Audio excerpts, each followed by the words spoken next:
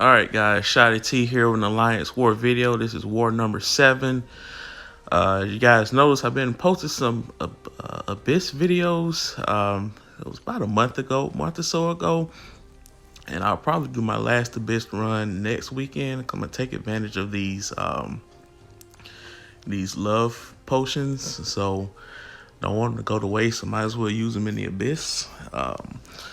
Just gotta grind for some more units. I'm doing a little bit more arena than I normally do. Just try to grind up units and get some revives whenever I can with the solo events. So, and as you guys saw, some fights were not recorded, because I really didn't have enough memory. That's why I'm purging those videos as we speak, so that way I'll have enough memory for my last Abyss run, because some of the fights that you didn't see, you'll get a chance to see them in my last Abyss run anyway. So here we got Protect once again. I'm going to be bringing Quake, Warlock, and Sorcerer.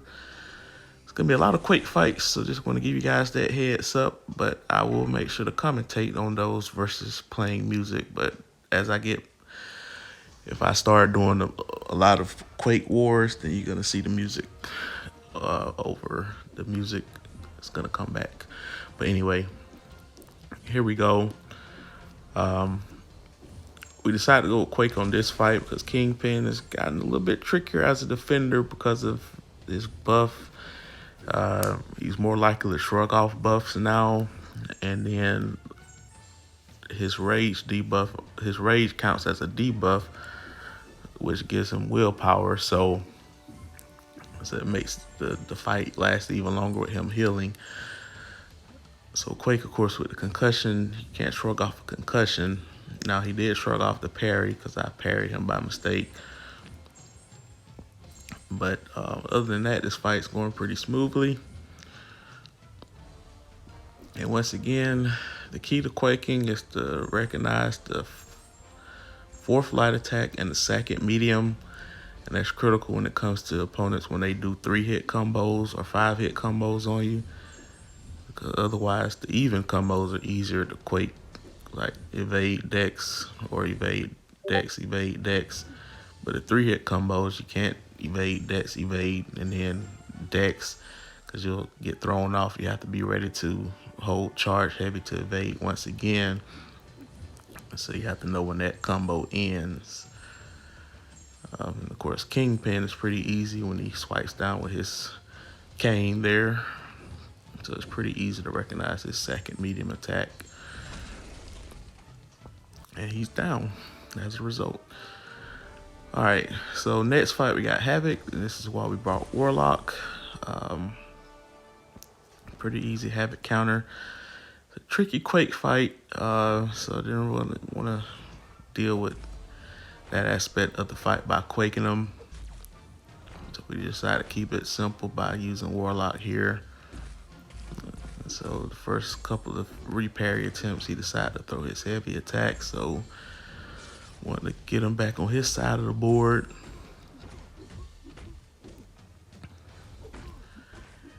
And got a nice little intercept there. All right, now we got the reparry. Now we got the heavy. The SB2 there, so we got that. And we got a little nice cheeky backdraft light counter. And you're gonna see quite a bit of that in some of my future Warlock fights, with really one main one that you'll see that in, and another one. But next fight here, we got Magneto. We're gonna use Sorcerer. Why? Because I didn't want to use Quake. I could have Quaked this fight, but I decided to use Sorcerer. Magneto is a tricky placement on this node if you don't have the right counter. If you have a metal champ, you're in deep trouble, because you pretty much have to rely on intercept, because your parry, your parry attempt probably not gonna go through. And if you try to hit into the block to bait heavy, which is a normal tactic when you can't stun somebody, that's not gonna work on this node, because he has an unblockable. He already has an unblockable.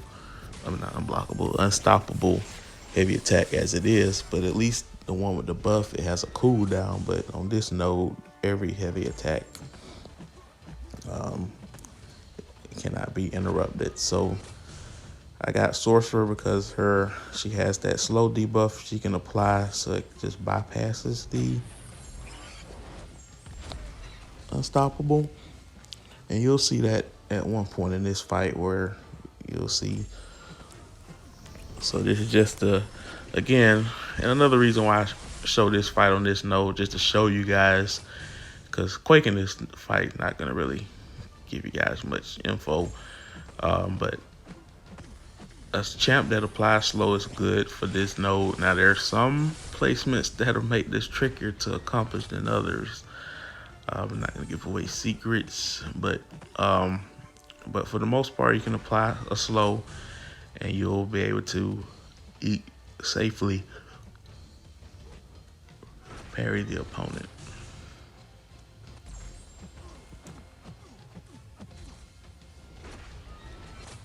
All right, so we're almost done here. So we just go ahead and apply that SP1. Like I said, our SP1 is tough for the computer to punish. Of course, the human can, but I never had her SP1 punished against the computer. So we got the slow debuff on again. As you can see, he had it on, but when he had the unstoppable, I was able to interrupt it because I had the slow debuff.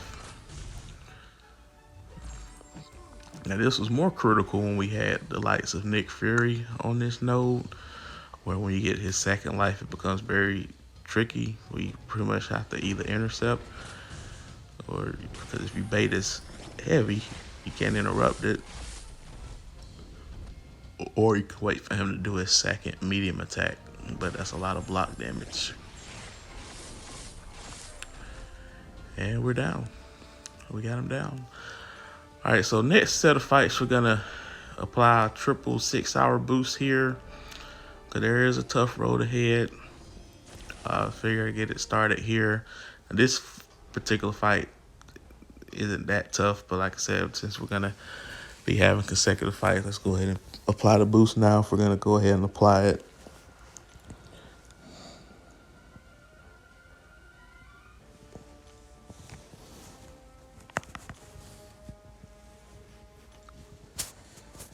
All right, so for those to refresh your memory, Power Snack, especially if you're quaking, the very first buff you have is going to get nullified, and the opponent's going to gain power. So with Quake, you just get it out the way, and then you dex again, and then it'll stick the rest of the fight, as long as you don't hit the opponent. Now in that case, I got hit, so Claire nullified it, so ended up gaining the power again, and then I ended up triggering an SP1 out of her while charging a heavy, which is a rookie mistake. But the power gain came pretty quickly there, so she must have a high level of Mystic Dispersion as well. But I will give credit, the opponent really placed well in this war. Like our battle group had our lowest attack boost of the not attack boost, our lowest attack bonus of the season. And as an alliance, that we had our lowest attack bonus as an alliance. So the opponent, they had their share of deaths, but we just died more than they did, mostly because of great placement. And like I said, we could have fought better. Better planning and preparation can always minimize deaths as well. Communication, which is a super key thing. But anyway, we got that fight out the way. Now we're back to the scene of the crime from what you guys recall that last war, where Court literally shrugged off every parry. So I thought about using Quake. Actually, it was my initial plan to use Quake, but Quake and Court can be pretty dangerous, because if anytime you evade, after he has 6 of those, I guess, whatever thing he has, he becomes unblockable and unstoppable. So essentially you have to Quake and shake the whole fight and not parry. So I didn't want to put that much stress on myself, so I decided to use Sorcerer He's SIG 140, by the way, so it's 60% shrug ratio. But you're going to see he's going to have 100% shrug ratio from the jump. And I'm immediately going to be placed in the corner. So I fight myself out there after he baits his heavy. And I'm going to have to probably just let the opponent evade at times. Because it's hard for them to punish a light attack. And because what happened, I got cornered, and it's tough to evade all 3 hits of his special attack while you're cornered. But that's 6 straight shrugs that he has to start off the fight. So I'm getting very desperate to get myself out of the corner. And of course, my special goes into his block. His prowess charges are still building up. And again, it's hard to dex that SP1 while you're in the corner. So now I got an opening, and then I get kicked in the face. But even if I dex that kick, one of those beams was gonna hit me because I was in the corner. Just tough to dodge all 3 of those in that close proximity. So that was a very frustrating fight, hence the animation there. And now he's doing the stanky leg. He's trolling me because I have connection issues. Yeah. Troll cord. Good job, buddy.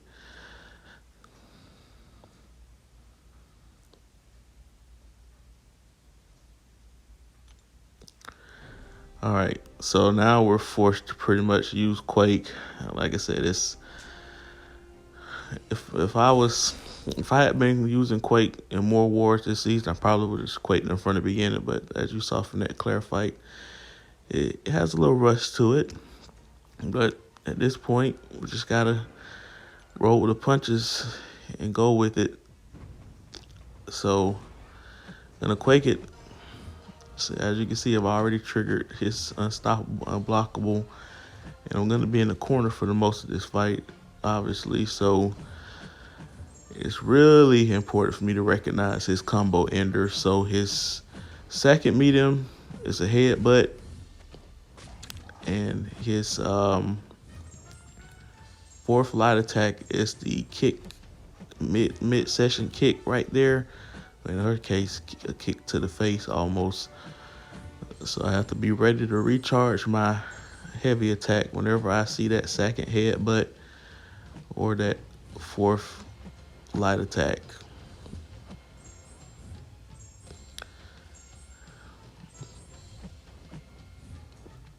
So far we're doing pretty good.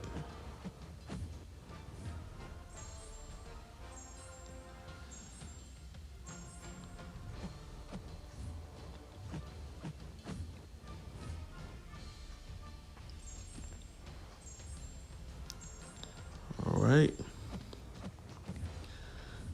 Like you said, he has 12 of those charges. So if I didn't have the concussion active, I mean, he would be triggering unblockable, unstoppable, and just make it where you can't afford to parry him. Doesn't trigger every time, but you never know when it does. So it's better to just not chance it and just clean Quake and shake the whole fight. So the pressure was on, but so far we're up to the task. Probably should have just quit this fight from the beginning, but that's always hindsight. I had a plan. Normally he doesn't shrug off that often. You guys seen me plenty of war fights with Sorcerer against Korg on this node with higher SIG levels and never had that RNG when it comes to the shrugging. So it is what it is. But we went ahead and revived her, and I also applied a team boost, so that put Quake at 100% health as well. So I could have used this node to heal Quake, but like I said, I used the team health anyway. More so for Sorcerer, because I'm gonna need Sorcerer for one more fight, which is gonna be epic. Those are gonna be the 2 titles of this war video. In Quake I Should Trust, and there's gonna be an epic mini boss fight. So just stay tuned for that fight.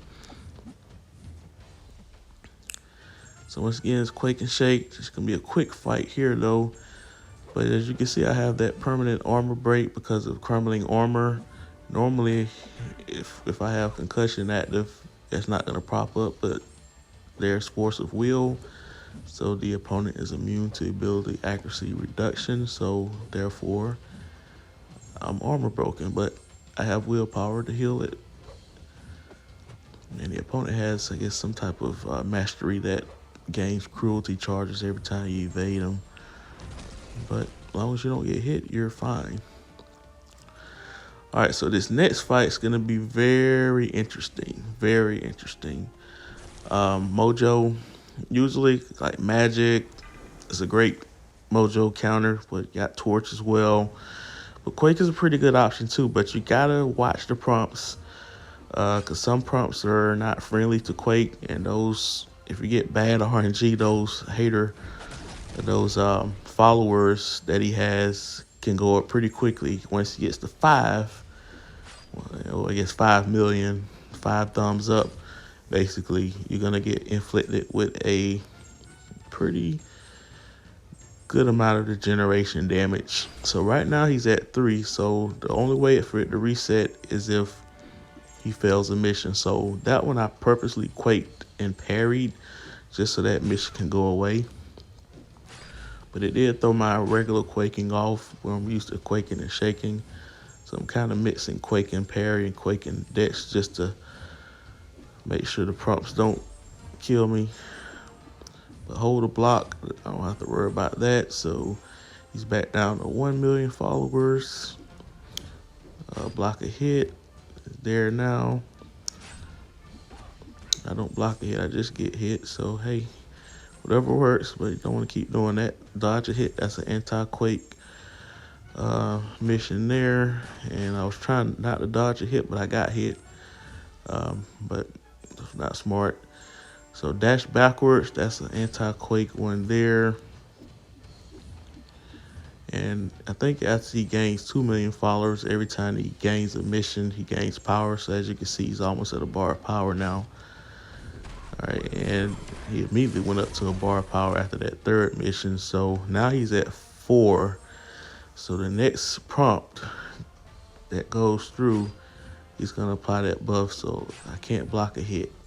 But luckily, we never find out if I block a hit. So that fight got kind of dicey there. So next fight, we got Apocalypse. Now, this is something I literally saw from the upper tier, like Legacy, Munaj, like those videos, where this placement here, you'll see like Mortal Abomination, but Apocalypse, of course, magic would be a great option for this particular fight. A very easy fight. But Warlock I've seen used in the upper alliance war on this particular node because of redoubled determination. Now, Mortal Abomination, of course, if you guys aren't aware, if he's awakened or even if he's not awakened, if you attack every 10 hits on him, he gains a poison, permanent poison debuff. And that can stack up pretty quickly. And if he throws SP1, they can add up as well. So he's gaining crazy power. But the opponent has willpower. That's the key. So you have to duel the profile that's on this node just to make sure. Some people are savvy enough to take off willpower when placing and then place it back. But it does cost some units. It doesn't cost too many. So there's some people worth doing that to deceive the opponent. But for the most part, most people run willpower because it's a great offensive attack to have. So I'm using willpower against them basically. Every time I parry him and I have an infection, that counts as a debuff, and he's attempting to heal off of that debuff, which causes him to degenerate health and lose power. So we're just parrying just to keep the infection high. Every time you parry, you gain 4 infection charges, and if you get to 20, you get like a cycle of infection. So I just try to keep it up as much as possible. As you can see, he hasn't thrown a single special all fight, and that was the idea, is just keep him from throwing a special. Just keep applying it. Just keep applying it. Just keep parrying. Like I said, it's very cheesy, but it's about staying alive. Obviously, you can't Quake this fight. Every time you evade, there's a 10% increased 10% chance you won't evade. So eventually, you get to the point where you can't evade. And even if you have a 10% chance of not evading, it's almost like trying to Quake Domino. So it's not worth that chance. There's a way to Quake Domino, by the way. I'll show that video without having Black Widow synergy. But anyway, that's a video for another day. But we're almost done with this fight. Just a little bit more to go. Like I said, just rinse and repeat. Parry, reach SP2, allow, which gives him that armor break debuff that he's trying to heal off of for willpower, but he's not. He's losing health and power. So, just simple as it gets here. Very simple.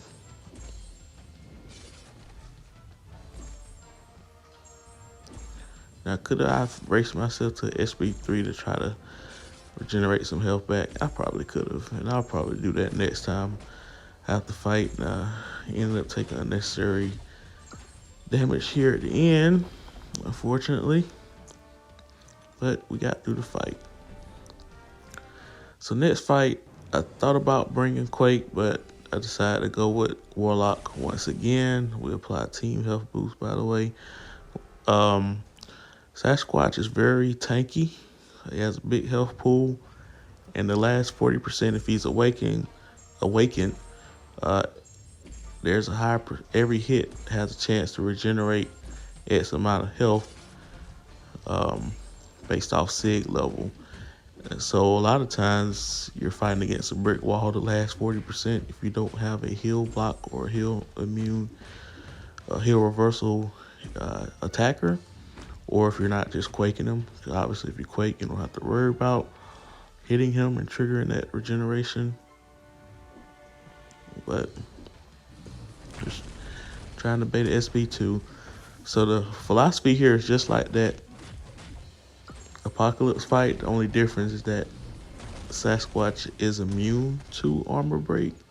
So I won't be able to get that big damage, but the principle about keeping the infection active and the willpower against him on the parries and the bleeds is still gonna apply. As you guys saw, I did a little cheeky intercept there with his SP1.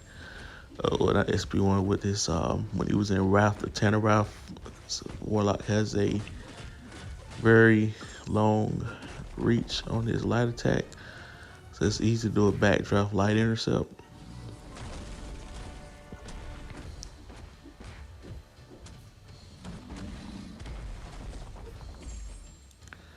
Alright, so now we're just gonna apply those regeneration. As you see there, I got another light intercept there, and we apply the SP2 with the intercept mode. And now he's in Wrath once again. I think I get clipped right there. Dash back too soon. But just wait out that Wrath phase in the corner. As long as you don't panic, you'll be fine. Now he's at the stage where he's constantly regenerating on every hit. But since I have infection on him, he's actually losing health every time he's healing and power. Light, dash back light. Look at those dash back light counters. Okay, he didn't cooperate there, but there it is. There it is. We're having a ball. All right, so that's the end of that fight there. So next fight, we're gonna have ManThing. Now we're waking up the next morning, by the way. See, we already got 10 deaths, and we only finished 2/3 of the opponent's defense. So like I said, we're not off to our best start attack bonus wise in this war. So this fight, we're gonna use Quake. But because the war is not completely lost at this stage, I'm boosting. So when I act as if we have a chance until mathematically we don't. So we're gonna do the attack boost, but before we do the health and champion boost, we're gonna heal ourselves once again with the team health. And it's more so for Sorcerer.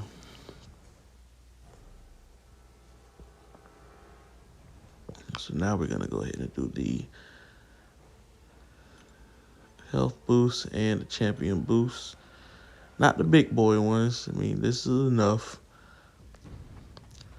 So this is just gonna be a standard Quake fight. Now, ManThing's animations are tricky as far as recognition. What we do know is that his first medium attack is kind of like a grabbing, like a hug, like a dashing hug. But his second medium attack is kind of hard to recognize if you're not used to it, because he has a lot of attacks that swipe downward. He has a light attack that swipes downward, but the second medium attack is the one that swipes downward with the right hand, and it kind of slams towards the ground. So like you can kind of see it there, right there.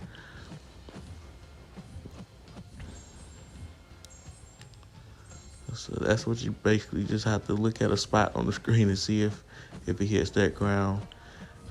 Now the fourth flight attack, I don't know if he did it or not, but essentially that fourth flight attack, which is a 5-hit combo most of the time, it's not hard to get out the way to that fifth hit, because when you dash that fourth hit, it's almost like they automatically dash that fifth one.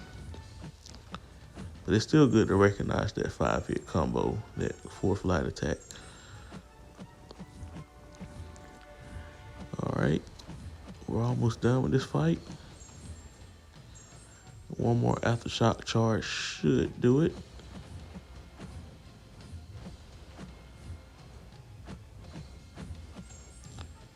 And there we go. So no drama there, right? Now this fight right here is going to be the very opposite. This is the fight that you better get your popcorn ready. Get your popcorn ready for this fight here.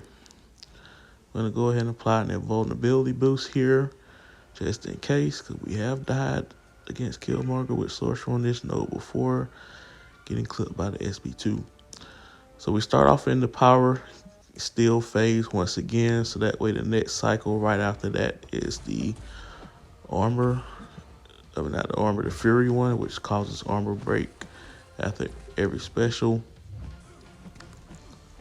And you're gonna see me do a lot of the advanced tactics that I've explained in prior videos, but it's gonna definitely be applicable for this particular fight.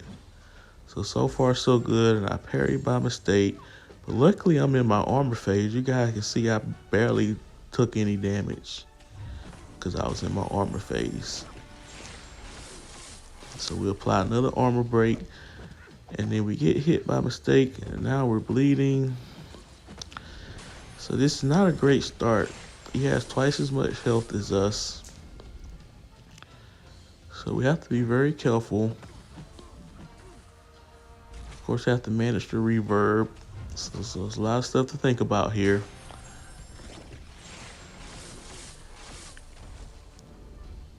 So dash back light counter combo, and reapply the armor break. So far so good. And we get hit, and I thought I was gonna die. If I didn't have that armor pop up at the last minute, I would have died. And because I was about to rage quit that fight, even though I would have still lost the attack bonus. But I saw that I didn't die, so I unpaused it. But it was just a rage thing. I wasn't gonna reset the game, because I'm gonna still die. He'll have full health with me having half health, so it just wouldn't make sense to restart. But now we got 2% health, and now we at 5% now. But I can't afford to take much block damage. I'm using that rune with the armor phase to give me some regeneration at least. But reverb, block damage, both things can lower my health. So we're just keep reapplying the armor break as much as possible to minimize the reverb, and we're doing a light dash back, so I don't have to worry about parrying him. So this fight has it all, man. I mean, this fight here. Now we're starting to believe that we can actually finish this off. We were down to 2% health. Ridiculous. And if I mess up one of those dash back light counters, I'm gonna get clipped and die. But I nail it every time. Every time. And minimizing the block damage. And I only do a short combo because of that reverb. As you can see, I'm down back to 2% now. But the light is near the end of the tunnel. So reapply the armor break. I'm hoping this SP2 would kill SP1 to kill him, but it doesn't. So we got one more to go. Yeah, that's exactly how I felt. Like, whew. I mean, that was an epic fight. I was so amazed at myself. I literally dropped the controller, as you can see there. Well, my phone upside down. That was crazy.